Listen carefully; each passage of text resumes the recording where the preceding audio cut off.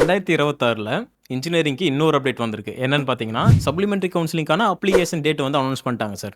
என்னடா சொல்றா? யார் இந்த சப்ளிமெண்டரி அப்ளை பண்ணலாம் அப்படின்னு சொல்லிட்டு பார்த்தீங்க அப்படின்னா, நீங்க கவுன்சிலிங் நான் அப்ளை பண்ணாம விட்டேங்க சார். நார்மலா நடந்த கவுன்சிலிங்க்கு அப்ளிகேஷன்ஸ் டேட்ல அத நான் அப்ளை பண்ணாம விட்டுட்டேன். நான் அப்ளை பண்ணலாமான்னு கேட்டீங்கன்னா, நீங்க அப்ளை பண்ணலாம். அடுத்து ஒரு அரியர் விழுந்திருக்கும். அரியர் விழுந்துருச்சுன்னா, இப்போ நான் கவுன்சிலிங்ல பார்ட்டிசிபேட் பண்ற ஐடியால இருக்கேன் அப்படின்னு நினைச்சீங்கன்னா, நீங்க தாராளமா இந்த சப்ளிமெண்டரி கவுன்சிலிங்க்கு அப்ளை பண்ணலாம்.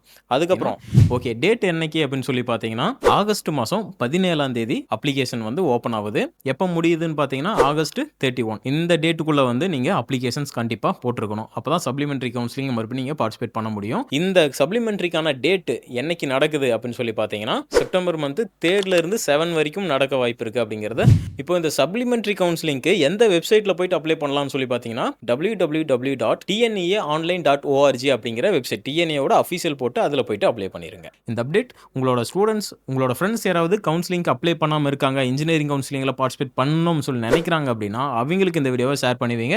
கண்டிப்பா யூஸ்ஃபுல்லா இருக்கும். கவுன்சிலிங்கான கைடன்ஸ் வேணும்னு நினைச்சீங்கன்னா, ஸ்கிரீன்ல இருக்கிற நம்பருக்கு கால் பண்ணிருங்க.